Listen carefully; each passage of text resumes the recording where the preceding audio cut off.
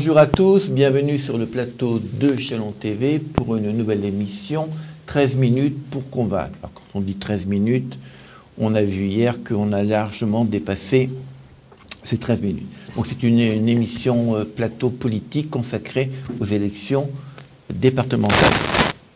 Nous recevons aujourd'hui Anne Jost et Hervé Maillot.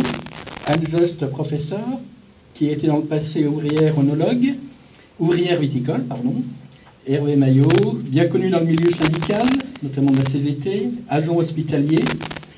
Vous êtes les représentants du Printemps Chalonnais qui regroupe des citoyens engagés, des militants syndicaux, des militants du Parti communiste, des militants de la France insoumise. Vous présentez... Et de la gauche républicaine et socialiste. Ah, pardon, toutes mes excuses. Et de la gauche républicaine et socialiste. La GRS. Tout à fait. Vous êtes 3 équipes de 4 candidats. Et vous êtes les candidats dans Chalon-Nord. Chalon 1, ex-Chalon-Nord, qui regroupe les communes de Champorgeuil, Fragnes-la-Loyère, Farges, Crissé, Viré-le-Grand. Alors, c'est un collectif donc, qui s'est créé à la fin de l'année 2020, début 2021.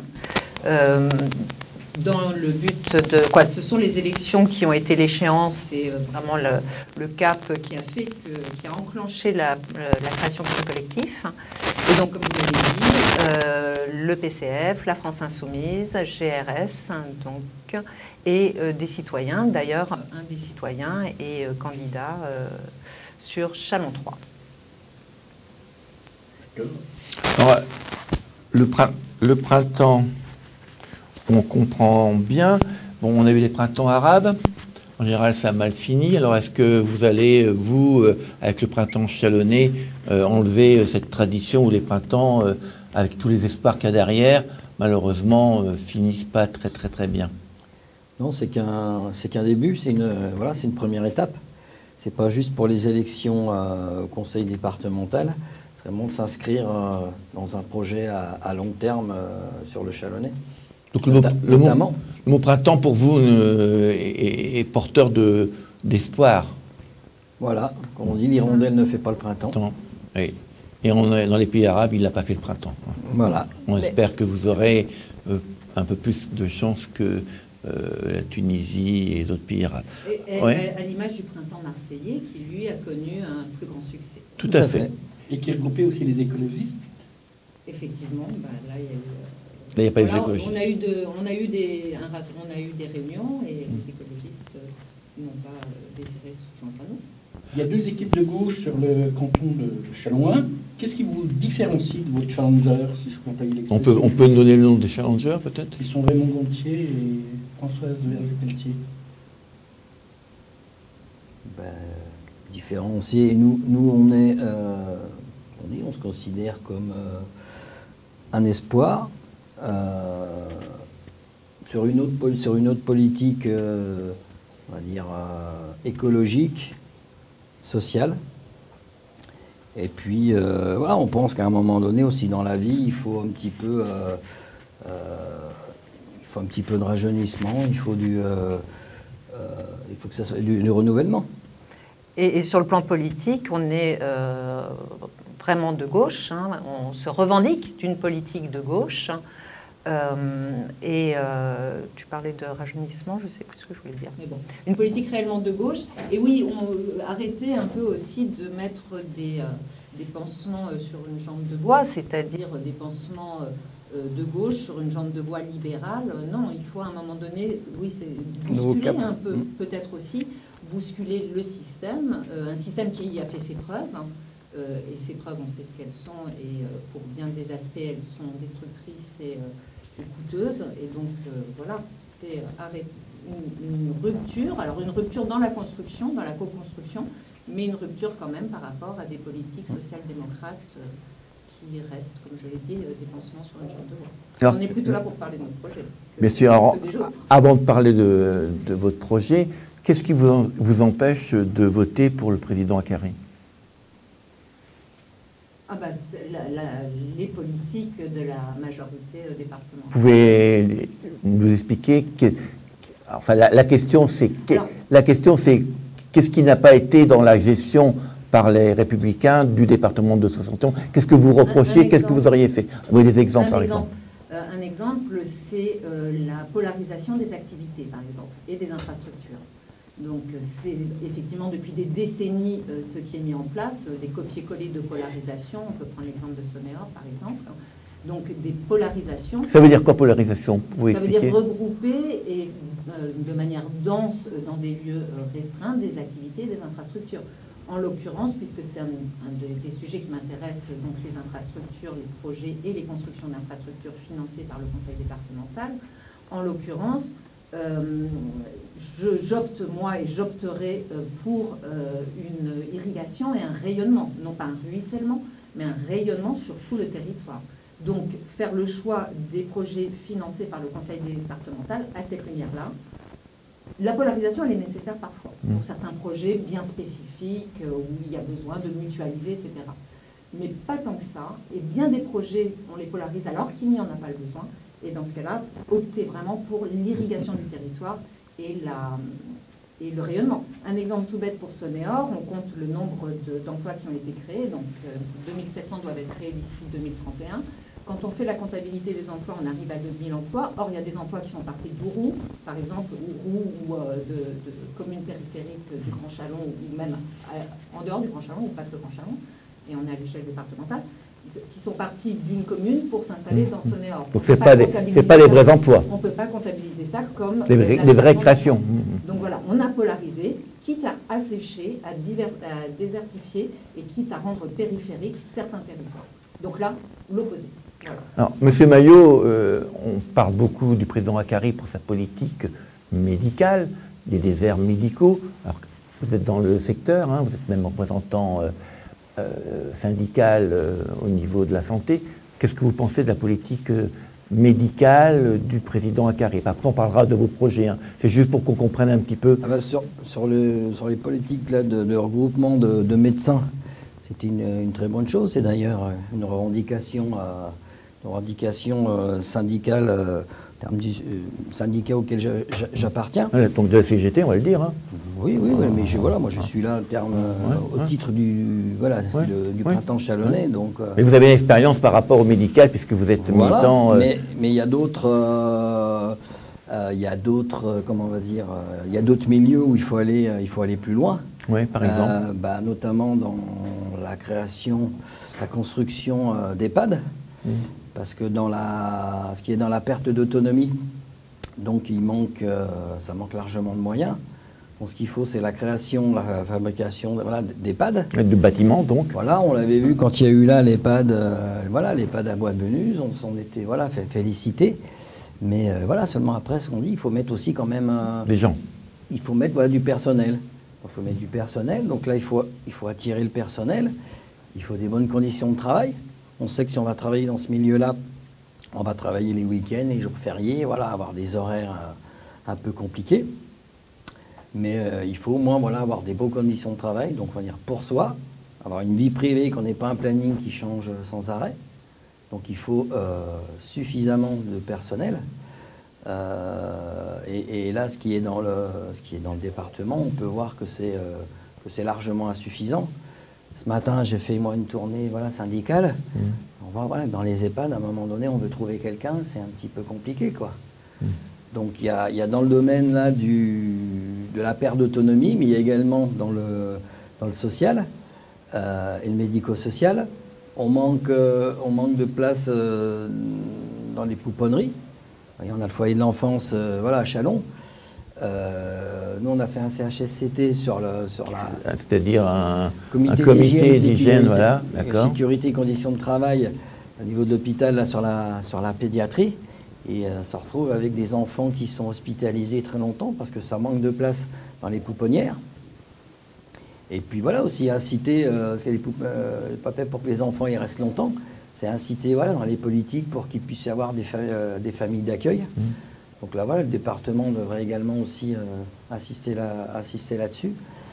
Et puis, ce qui est tout, sur le médico-social, sur le secteur, on a quand même la PAJH, on a la MEC. Parce que ça, c'est des cycles que vous connaissez. Mais la PAGA, la MEC, alors la MEC... Alors la MEC, c'est l'association... protégée. Alors on n'est pas dans le printemps arabe, c'est l'association médico-éducative du Chalonnais. Qui gère les IME, par exemple, c'est ça L'IME de Viray, par exemple Non, à Viray, c'est la MEC. Oui, c'est la MEC. Ah, c'est la MEC, oui. On est d'accord. Voilà, il y a la PAJH, il y en a sur Chalon, il y en a sur... je ne sais même plus où c'est, je crois que c'est à Chalon-Nord, c'est Crissé. Voilà, c'est Crissé. On a l'ATFA. Voilà, et là, dans ce secteur, le secteur est paupérisé. Bon, voilà, c'est pareil, c'est exactement la même chose. Et là, il y a besoin d'emplois en plus, supplémentaires. Et ce qu'il faut, c'est que le département, vu qu'il finance avec l'ARS, c'est qu'il puisse avoir un droit de regard. Par contre aussi, après, au niveau des directions, des fois, on peut avoir aussi des directions qui sont très autoritaires, où on vient, c'est justement pour le budget, parce qu'il faut faire des économies.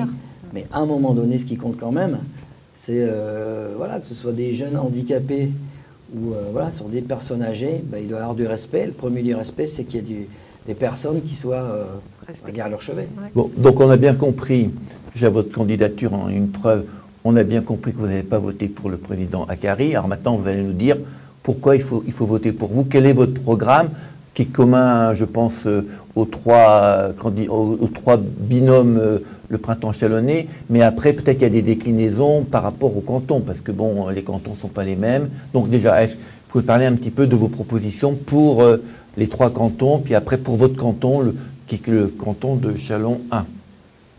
Alors, si vous le voulez bien, parce qu'on s'est partagé un peu le travail suivant nos affinités, nos compétences, et ce dans quoi on s'engagera. On s'engagera sur la totalité des compétences, bien sûr, d'un département, en tant que conseiller départemental. Mais on sait aussi... donc, si vous voulez bien, je vais parler du sujet sur lequel je me suis engagée dans le titre, au sein du collectif. Et donc, le sujet, c'est la restauration collective comme accès à une nourriture, à une alimentation saine, issue d'une agriculture vertueuse. Alors du coup, vous voyez, là, on a déjà rien que là-dessus, ce thème. On touche donc au collège, on touche... qui dépend du département, qui dépend complètement, là, on est vraiment au cœur des compétences du département. On touche aussi à l'agriculture, qui n'est pas au cœur, mais toutefois, des aides par la Chambre d'agriculture. Il y a des aides départementales qui complètent souvent des aides régionales ou de l'Europe. Donc voilà.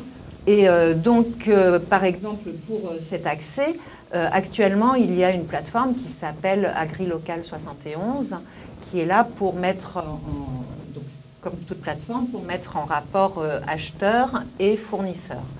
Et donc, c'est très bien, ça c'est le conseil départemental actuel qui l'a mis en place. Toutefois, l'existence d'une telle plateforme ne suffit pas.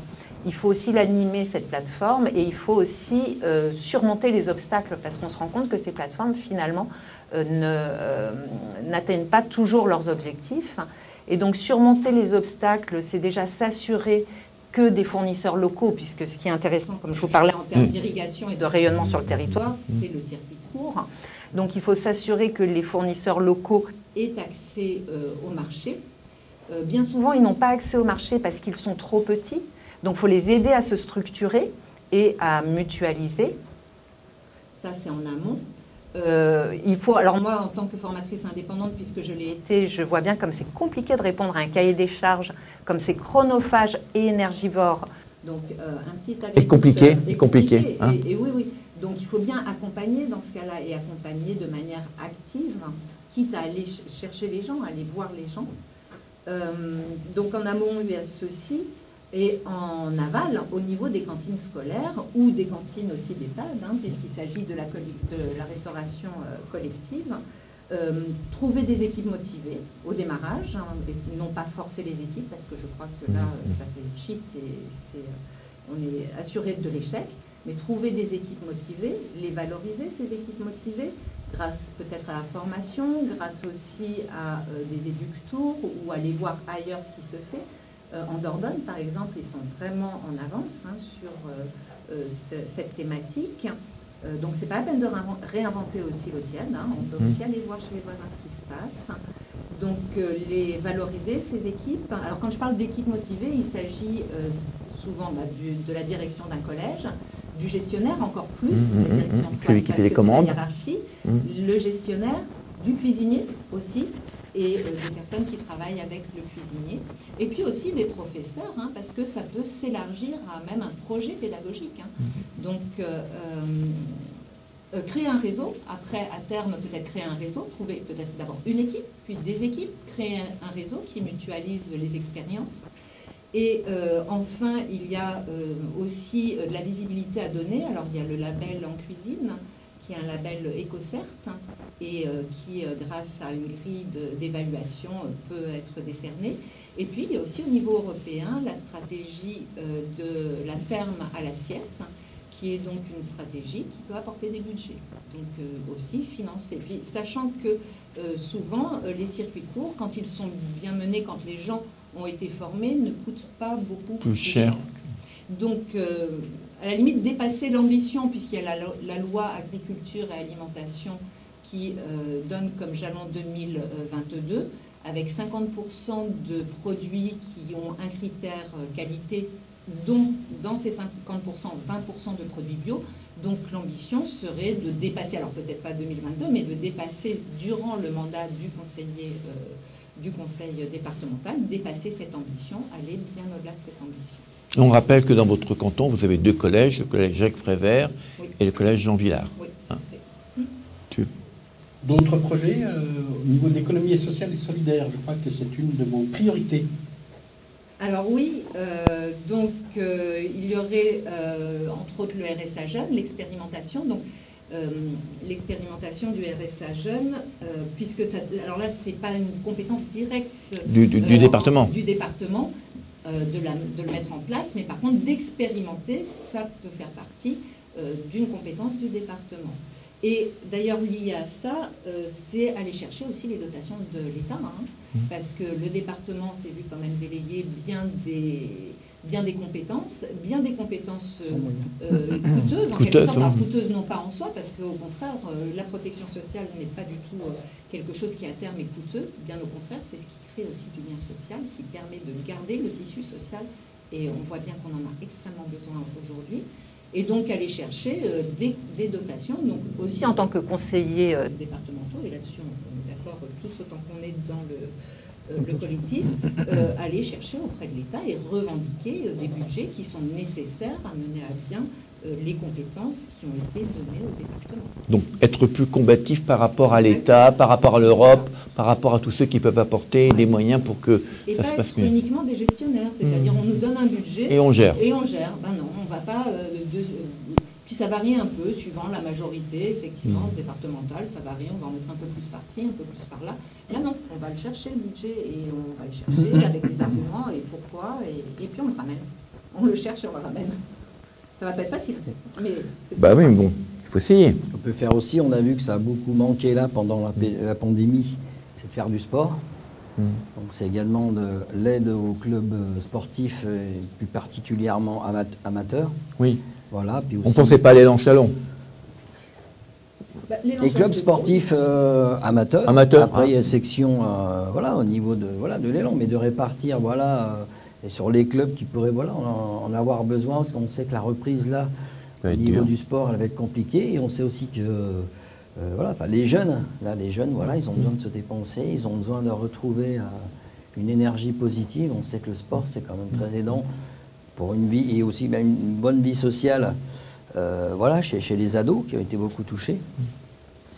Et quand on parlait de jeunes pour le RSA, c'était de 16 à 25 ans dans votre idée c'est ça, Alors de fait, c'est plutôt 18 de fait, puisque...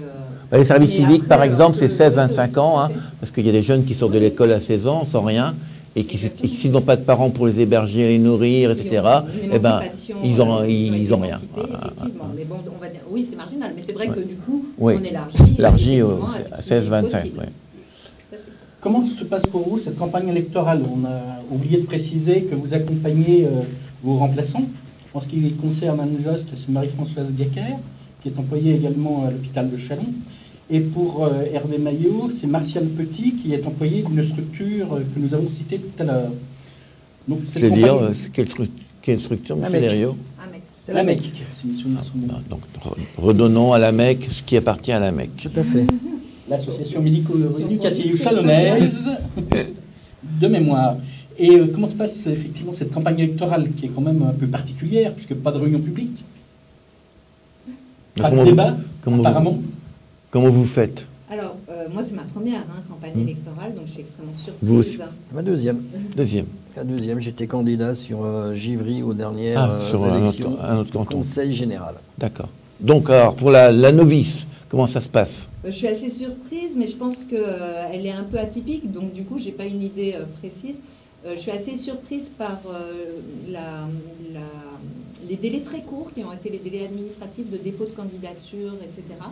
Nous, on est tous dans la vie active, quasi, sauf à l'exception Fabienne, bon, quasi tous dans la vie active, donc c'est très dur à mener, finalement, quand on n'a pas un appareil, et nous n'avons pas d'appareil, à proprement parler en tant que printemps chalonnais.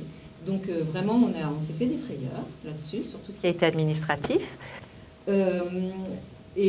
Pareil, on porte tout à bout de bras, puisque ni appareil, ni gros budget, donc voilà, mais bon, c'est assez... Vous faites du porte-à-porte, vous faites quoi? Alors, déjà, nous acceptons tous les dons. Oui, c'est une bonne idée. Donc voilà. Vous envoyez vos dons à Chalon TV qui transmettra gentiment au printemps chalonnais, moyennant une petite commission, parce que c'est normal. Donc, comme d'habitude. Comme d'habitude. Alors, comment vous faites du porte-à-porte Oui, on fait du porte-à-porte, du boitage. Ouais, du boitage. Voilà, là, on a déjà fait 2 quartiers sur Chalon. Voilà, on les fait le soir après notre travail. Les campagnes, l'affichage, à surveiller aussi que les affiches ne soient pas enlevées, parce qu'on a déjà su.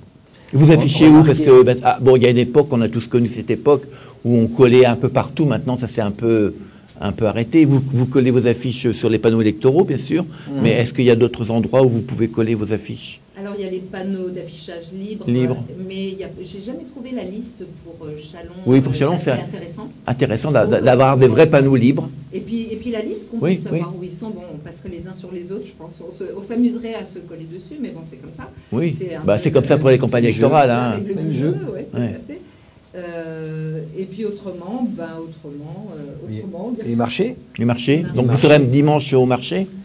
Nous étions dimanche matin dernier, sur le marché Saint-Vincent. Saint-Vincent, et vous serez là ce dimanche-là? Non, nous, a priori dimanche, on sera plutôt au Pré-Saint-Jean. Pré-Saint-Jean. Vers le petit centre commercial. S'il y a beaucoup de monde, on restera là, puis sinon on complétera par du boitage. Boitage dans le quartier. Le boitage, c'est bien, mais c'est vrai que le contact humain, rien ne vaut le contact humain, donc voilà, puis on est encore plein de courage, donc on y croit.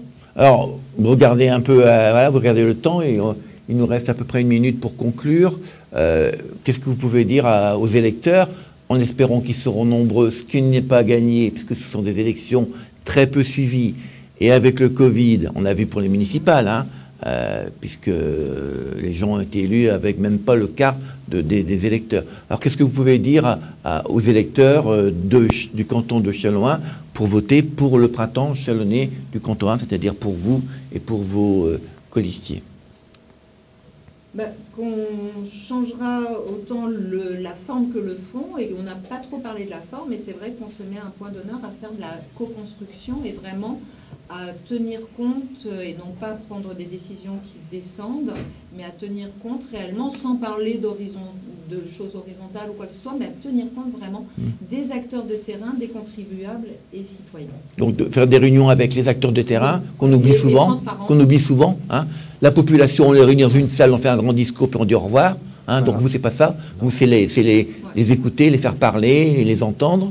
Et puis prendre en compte leur expertise de vécu, du quotidien, de l'expérience quotidienne. M. Maillot. Oui, on le voit bien. Au niveau syndical, on parle de dialogue social. Mais après, ce qu'on dit, c'est pas parce qu'on écoute qu'on entend. Et qu'on agit. Parce qu'on peut entendre et après ne rien faire. Voilà aussi. Donc là, c'est effectivement, donner envie aux jeunes qui n'ont jamais voté, d'aller voter pour, j'ai envie de dire, le changement, c'est maintenant. Non, dis pas ça. Alors, le changement, c'est maintenant, mais le printemps chalonnais, c'est maintenant.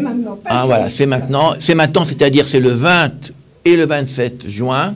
Exactement. Puis peut-être ce sera en 2022 avec un printemps chalonnais national. C'est aussi le 27 juin, puisqu'on compte bien Continuer. notre action Oui. de faire vivre, redynamiser la vie politique de gauche. Ouais.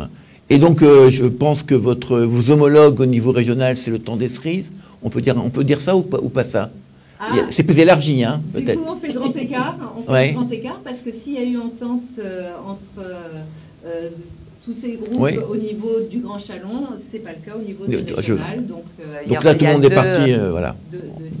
De Voilà. liste. Mais au niveau on se fait confiance, on travaille ensemble. Donc voilà, souhaitons aux trois paires de Quatuor. au Quatuor, parce que bon, pas oublier les suppléants des cantons de Châlons 1, 2 et 3.